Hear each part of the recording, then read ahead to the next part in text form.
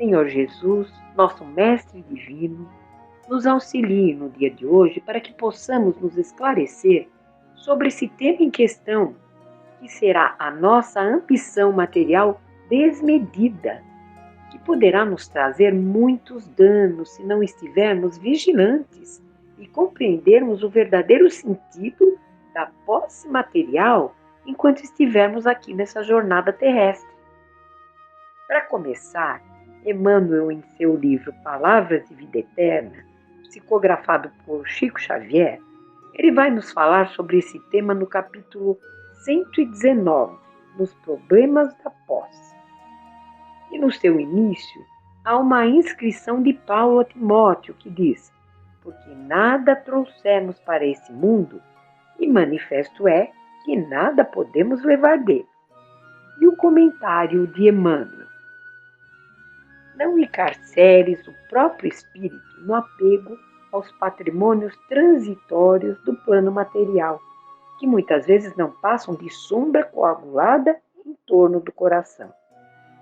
Observa o infortúnio de quantos se agrilhoaram, se acorrentaram à paixão da posse nos territórios do sentimento. Muitos não se contentaram com a própria ruína, convertendo os semelhantes em vítimas dos desvarios a que se confiaram insanos. Supunham-se donos das criaturas que amavam, e ante os primeiros sinais de emancipação a que se mostraram dispostas, não vacilaram em abatê-las sob golpe homicida. Julgavam-se proprietários absolutos de bens passageiros e transformaram as lágrimas dos órfãos e das viúvas em cadeias de fome e vínculos de morte. Presumiam-se mandantes exclusivos da autoridade e fortaleceram o império da violência. Superestimavam os próprios recursos e, enseguecidos na megalomania do poder transviado, agravaram junto de si os perigos da ignorância e os processos da crueldade. Todos eles, porém, dominados pelo orgulho, despertaram, desorientados e infelizes, nas trevas que amontoaram em si mesmos, com imenso trabalho, a fazer para a própria libertação. Usa as possibilidades da vida sem a presunção de te assenhoreares daquilo que Deus te empresta. Vamos notar aqui, nessa passagem, que tudo é um empréstimo divino. E prosseguindo, nessa ou naquela vantagem efêmera que te felicite o caminho entre os homens, recorda com o apóstolo Paulo que os espíritos reencarnados não trazem consigo quaisquer propriedades materiais para esse mundo, e manifesto é que nenhuma delas poderão levar dele. Muito interessantes essa passagem de Paulo e o comentário de Emmanuel sobre a passagem. Porque quando nós estamos aqui encarnados, a impressão que muitos de nós temos é que a posse maior ou menor que nos chega às mãos é uma propriedade nossa. Ela caiu em nossas mãos por um direito, por um merecimento. E não, ela caiu em nossas mãos com um propósito definido. Não existe acaso nas leis divinas.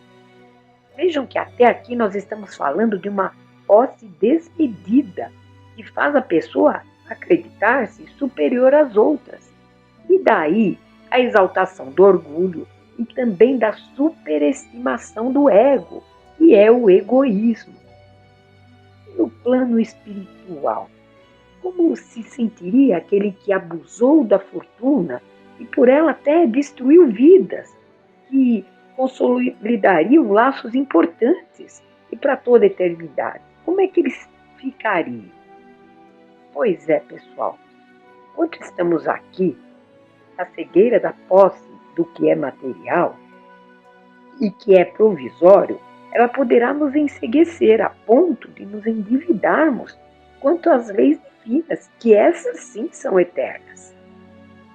E sobre esse assunto, nós gostaríamos de fazer alguns comentários sobre um capítulo emocionante que está no livro No Mundo Maior, pelo espírito André Luiz e a psicografia de Francisco Cândido Xavier. E o capítulo é intitulado Velha Afeição. Bom, nessa obra, o espírito André Luiz percorre as regiões inferiores do umbral, junto ao instrutor Calderaro, em trabalho de auxílio, mas também de pesquisa, compartilhando esse seu aprendizado com todos nós. E nesse capítulo, André Luiz vai nos relatar: não havíamos atravessado grande distância quando curiosa assembleia de velhinhos se postou ao nosso lado. Mostravam todos carantonhas de aspecto lamentável, esfarrapados, esqueléticos, traziam as mãos cheias de substância lodosa que levavam de quando em quando ao peito, ansiosos, aflitos. Ao menor toque de vento, atracavam-se aos fragmentos de lama, colocando-os de encontro ao coração, demonstrando infinito receio de perdê-los. Entreolhavam-se apavorados, como se temessem desastre próximo. Às vezes faziam menção de correr, mas retinham-se no mesmo lugar entre o medo e a suspeita. Um deles observou em voz rouquenha: precisamos de alguma saída. Não podemos com delongas. E os nossos negócios, nossas casas, incalculável é a riqueza que descobrimos. Indicava com ufania, quer dizer, com orgulho, os punhados de lodo a escorregar-lhe das mãos aduncas. Mas prosseguia pensativo: todo esse ouro que temos conosco permanece à mercê de ladrões nessa miserável charneca, quer dizer, nesse pântano.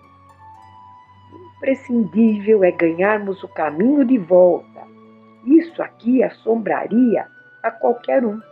Quer dizer, na verdade, aqueles velhinhos, eles estavam achando que todo aquele lodo, na verdade, era um ouro, uma riqueza pertencente a eles. Isso no plano espiritual.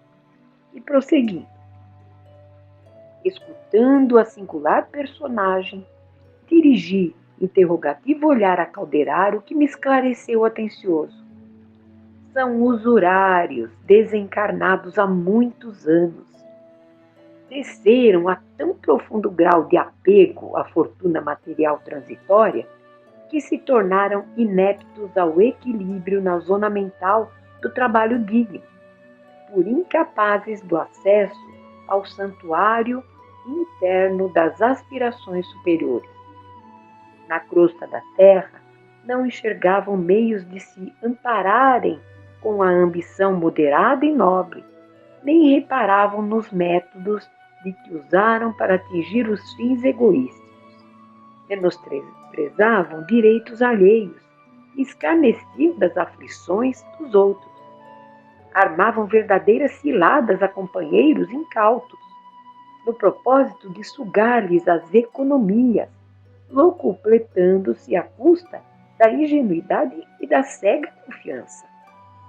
Tantos sofrimentos difundiram com as suas irrefletidas ações que a matéria mental das vítimas, em maléficas emissões de vingança e de maldição, lhes impôs etérea couraça ao campo das ideias. Então, aquelas vibrações de ódio, de vingança das vítimas, como que impuseram essa couraça no campo de suas ideias. E assim, atordoadas, fixam-se estas nos delitos do pretérito, transformando-os em autênticos fantasmas da avareza, atormentada pela miragem de ouro nesse deserto de padecimento. Não podemos predizer quando despertem, dada a situação em que se encontram. E aí André Luiz: lamentei-os sinceramente. Calderaro obtemperou: enlouqueceram na paixão de possuir, acabando a sinistra aventura,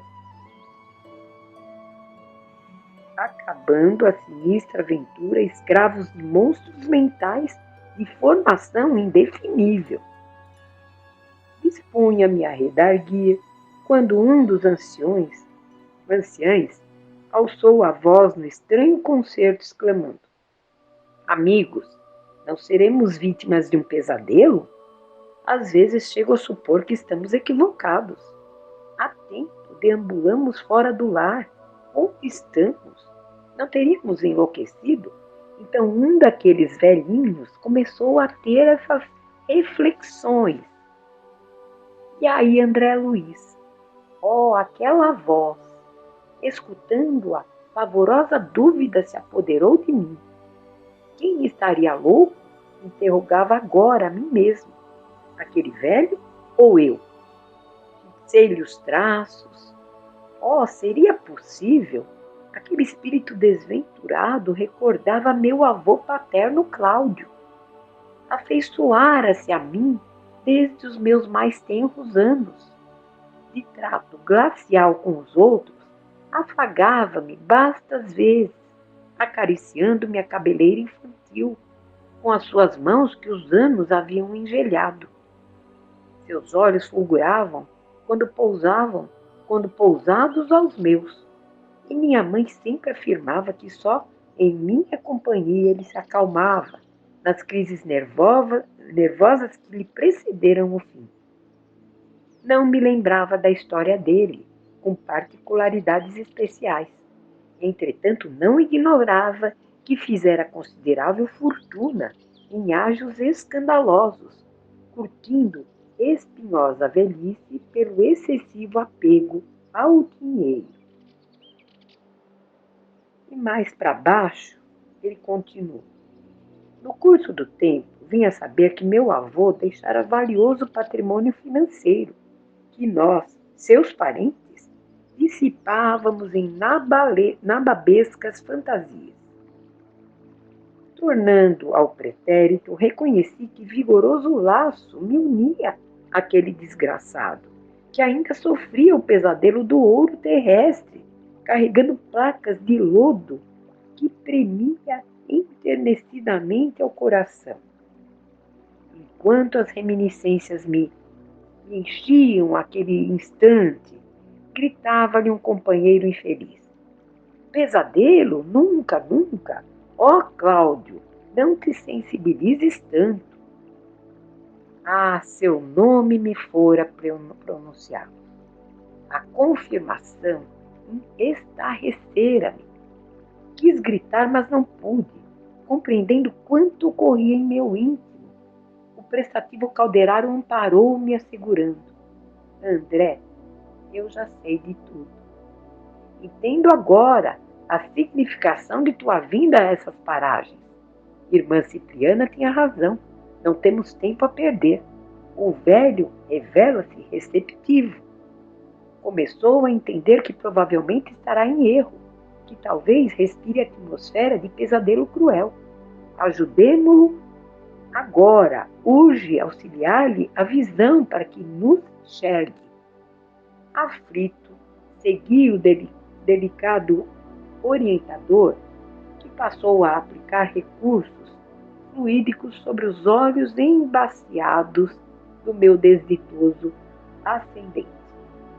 A entidade, com o presencial afluxo de força, ganhou provisória lucidez e viu-nos afinal. Gritou perante os colegas aterrados, que luz diferente! E esfregando os olhos, acrescentava, dirigindo-se a nós. De onde vindes? Sois padre? Certo, aludia às túnicas muito alvas com que nos apresentávamos. Abracei-o compungido e, sem desejar chocá-lo com inoportunas revelações, expliquei. Cláudio, sois vítima de lamentável engano. Vossa casa antiga cerrou-se com os olhos físicos que já desapareceram. Encarcerastes o espírito num sonho vão de mentirosas riquezas. A morte vos arrebatou a alma do domicílio carnal. Vai para mais de 40 anos que isso aconteceu. O ancião esbugalhou os olhos angustiados. Não relutou. Desatou em pranto convulso, dilacerando-me as fibras mais íntimas. Bem o sinto, murmurou, inspirando compaixão. Tenho a cabeça afogueada, incapaz de raciocinar. Mas e o ouro? O ouro que ajuntei com tanto suor? Reparai vossas mãos, agora que divina claridade vos bafeja o espírito. O patrimônio acumulado à custa das dificuldades alheias converteu-se em lodacentos detritos. Notai agora. Meu avô pôs-se a contemplar as massas de lama que sobraçava e gritou aterrorizado. Em seguida, pousando em mim os olhos lacrimosos, considerou. Será o castigo? Minha falta com Ismênia exigia punição. Como os soluços lhe asfixiassem a garganta, interroguei. A quem vos referis? E ele fala. A minha irmã Ismênia, cujos direitos espezinhei. Sensibilizando-nos imensamente, ele prosseguiu. Sois enviados de Deus e ouvi-me em confissão. Ao morrer, meu pai confiou-me uma irmã que não era filha legítima de nossa casa. Minha mãe, dedicada e santa, criou-a com o mesmo infinito desvelo que a mim mesmo. Quando me vi, porém, sozinho, escorracei-a do ambiente doméstico. Provei que não partilhava meus laços consanguíneos para melhor assenhorear-me da fortuna que meu pai nos legara. A pobrezinha implorou e sofreu. No entanto, releguei-a a miserável destino, cioso da sólida base financeira que havia conseguido. Fiquei rico, multipliquei os cabedais, ganhei sempre. E fixando as mãos enodoadas, prosseguia amargurosamente. E agora? Ia consolá-lo, abrir-lhe o coração comovido até as lágrimas, quando o caldeiraro me fez um gesto, recomendando-me silêncio. Meu triste antepassado continuou descortinando-me novos campos do sentimento. Onde viverão meus parentes, cujo futuro me preocupava? Onde rolará o dinheiro que amontoei penosamente, olvidando minha própria alma? Onde respirará minha irmã, a quem despojei de todos os recursos? Por que não me ensinaram na terra que a vida prosseguiria para além do sepulcro? Estarei efetivamente morto para o mundo ou louco e cego? Ah, mísero que sou! Quem me socorrerá? Alongando os braços ressequidos, suplicava. Tende piedade de mim. Meus pais foram levados ao túmulo há muitos anos e meus filhos certamente me esqueceram. Estou desprezado, sem ninguém. Valei-me, emissários do Eterno. Não abandoneis um ancião traído em suas ambições e propósitos. Agora que me reconheço, tenho medo, muito medo. Demorando em mim o olhar, e grossa cortina de lágrima ensombrava, observou. Meus familiares olvidaram-me o devotamento. Só uma pessoa no mundo se recordará de mim e me estenderia mãos protetoras se soubesse do meu paradeiro. Estampou expressão de ternura na máscara dolorosa e esclareceu. Meu neto, André Luiz. Ele era a luz dos meus olhos. Muitas vezes os carinhos dele me aquietavam o torturado pensamento. Em muitas ocasiões, manifestei em casa o desejo de que ele se consagrasse à medicina. Destinei-lhe um legado para esse fim. Pretendia vê-lo fazendo o bem que eu, homem ignorante, não soubera praticar. Frequentemente me assaltava o remorso pela extorsão que infligira a minha irmã. Contudo, consolava-me com a ideia de que o meu neto, no meu coração, de algum modo, gastaria o dinheiro que eu indebitadamente aferrolhara, educando-se como convinha para benefício de todos. Ele seria o benfeitor dos pobres e dos doentes. Espargiria sementes dadivosas, onde minha existência inútil espalhara pedras e espinhos de insensatez. Meu neto seria belo, querido, respeitado. Enxugando as copiosas lágrimas, indagava em voz súplice com a atenção presa aos meus gestos. Quem sabe se vós, mensageiros de Deus, poderíeis levar a meu neto a tremenda notícia dos males que me devoram? Não mereço o afastamento dessas masmorras em que enlouqueci, mas servir-me-á consolo saber que André tem ciência dos meus padecimentos. Ah, não mais valeram sinais do assistente Calderaro para que me contivesse esperando ainda mais. Meu peito como que rebentara numa torrente de pranto irreprimível. Ali não me achava ante assembleias superiores, cujas emissões de energia me sustentassem até o fim no combate educativo da autodisciplina, mas diante dos deploráveis remanescentes das paixões terrestres. Lembrei-me do meu avô, acariciando meus cabelos. Recordei-me que meu genitor sempre aludia aos desejos do velho, com referência à minha preparação acadêmica. Pensei nos longos anos que o mísero teria gasto ali, agarrado às ideias da posse financeira. Compreendi a extensão do meu débito para com ele, relativamente ao diploma de médico, que eu não soubera honrar no mundo. Dirigi súplice olhar a Calderaro, rogando-lhe que perdoasse. O assistente sorriu e entendeu tudo. Quem terá perdido de todo a expressão infantil se o próprio Cristo, supremo guia da terra, abriu tenros braços um dia no berço da manjedoura? Tornando mentalmente a cenários da infância longínqua, senti-me novamente menino. Venci de um salto o espaço que nos separava e ajoelhei-me aos pés do meu desventurado benfeitor, que me observava agora, trêmulo e assustado. Cobri-lhe as mãos de beijos e, erguendo para ele os olhos lacrimosos, perguntei: Vovô Cláudio, pois o senhor não me conhece mais? Impossível seria descrever o que se passou. Esqueci por momentos os estudos que me impusera a fazer.